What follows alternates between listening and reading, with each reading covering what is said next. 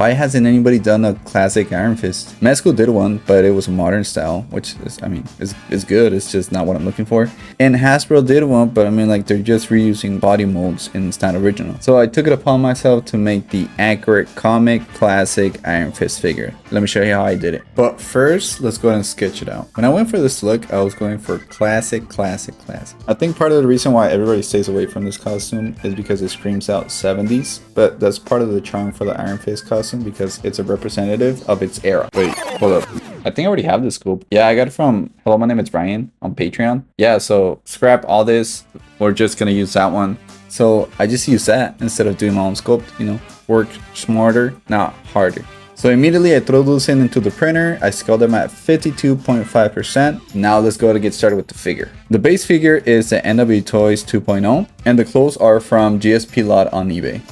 This is a plan. I need to paint on the dragon, sculpt out the feet for the slippers, and that's it, man. Everything else is just sculpt work for the 3D printer. I'm gonna wash it with soap and then I'm gonna hand paint the dragon on it. So a couple of the things you'll need for this part is a magnifying glass, a wet palette, and a really thin brush. You do not want to mess this up. I also recommend you take your sweet time and do not drink coffee before doing this. This is a face you make when you're doing customs.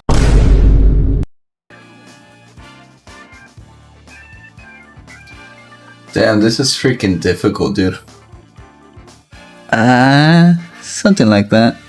Yeah. After filling in the dragon, I went in over with the marker just to give it away that blur from the edge. This process alone probably took me like an hour and a half just to slowly go at it. But finally, I achieved it. And it looks, you know, if you look into the detail, it kind of looks squiggly, but you know, you get the overall general idea. Also, I recommend you do 2 top coats of clear vanish just so it doesn't rub off when you put on the clothes. Okay, now that we have the tatuaje finished, let's go ahead and take off the patas and do some chanclas on the homie. We do that so we wake up the green stuff so we know it's ready to work. You know the drill, green stuff. For all the people asking me where to get green stuff, you can literally 1, Google it, 2, find it on Amazon as green stuff. What is the green stuff called?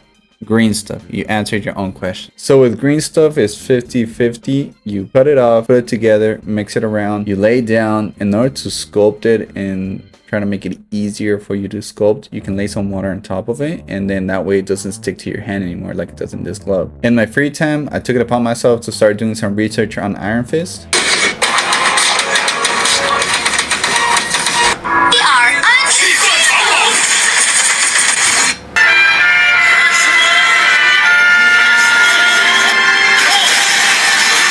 Wow, I never really thought about it like that. Thank you, Instagram. I mean, when it comes to the slippers, it's just pretty simple. It's just you cover the toes and the back piece and you make like a little bit of a elevation on the side just so it looks like it's an actual shoe, you know? And then as I mentioned before, you want to wet the tool and then roll it along the edge of the foot. You don't have to go too precise on it. After it hardens, you can come back and sand it and it'll make it look a little bit more smooth, you know?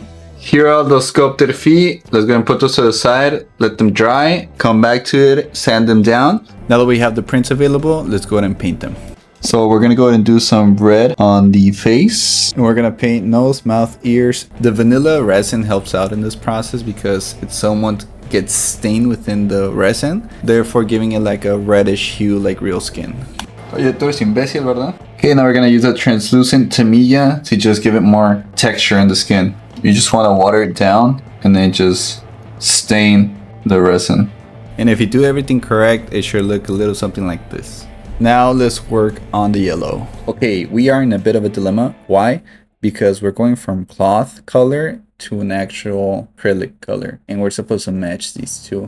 They're not going to look exactly the same, but we're going to try to get as close as possible as we can. First, we need to decipher what that color is in the yellow. So we're going to Google and just Google it, and I found this website that lets you upload a picture of something and it tells you like a similar color.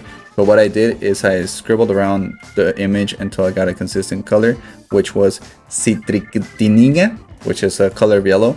Then I went to YouTube, Googled that, how to make that name of the color, and it seems like I need to mix purplish white with yellow, and I got that color. Basically, that's how you get closer to the actual color matching, and that's what you lay down on the 3D print so it looks closer to the actual cloth material.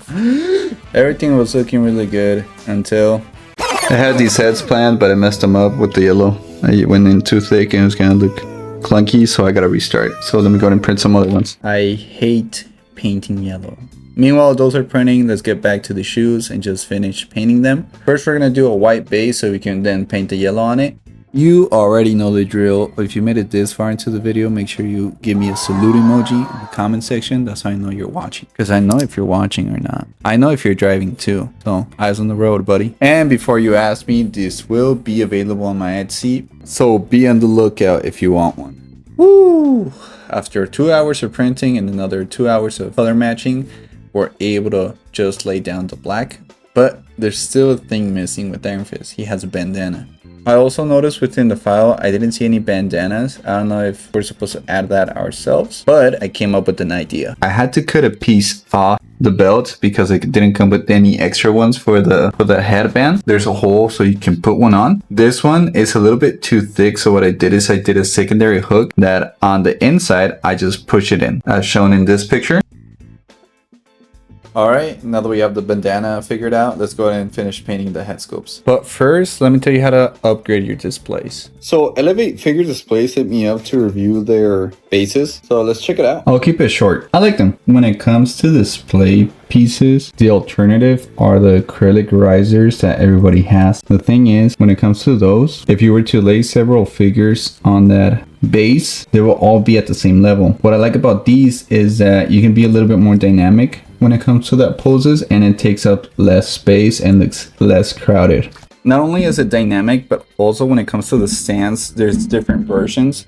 There's one where you can slide in the foot in case they don't have any peg holes, or you have the different sizes of the pegs within the same platform. And if you look close enough, you'll see the measurement of the pegs. So if you have Hasbro or Mezco, one of those eventually will fit it. The only nitpick of mine is that they send me out the black ones. And I feel when it comes to my collection, since I mostly have glass shelves, they seem to stand out a little bit more. But I do see on their site they have the acrylic version, so I might get some. Yeah, you can get something like this, you know, and I feel like that overall just helps out fill out your collection a little bit more. Each one has their own level, their own space to shine, their own hexagon, so it doesn't feel too crowded.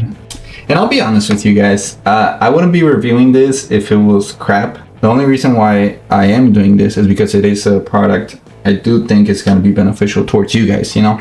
They're useful, so they make your figures look good. Yeah, they have a bunch of options, and for the pricing, it's not too bad either. So check them out. Let them know I sent you. Use my link in the bio, or use Papito10 as a discount code. You get 10% off. Thank you. We'll keep going with the video.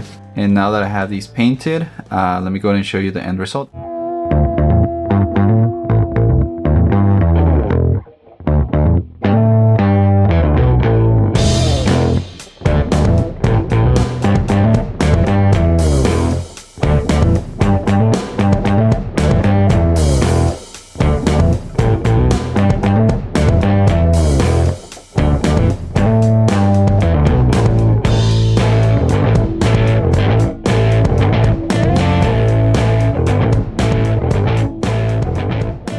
Okay, let's go ahead and do some size comparisons. Here it is scaled with Marvel Legends. Here it is scaled with my custom V-Toys Punisher. Here it is scaled with Mafex SHF. Here it is scaled with Mezco. And here it is scaled with Yamaguchi. So here it is in my collection next to a couple of my other customs. Yeah, overall it's a pretty fun project. It's pretty straightforward, you know. The paint in the butt, it was mostly just painting the yellow, as I mentioned, and getting that right. But yeah, I'm pretty happy with the figure. It's really basic, but you know, sometimes less is better. And then for my next custom, let me give you a sneak peek. Also check out my Etsy if you want to get any of these head sculpts. And if you want to get any of these stands or bases, make sure to click the link in the bio and use Papito10 to get 10% off, or just use the link and that helps me out. Thank you. Bye.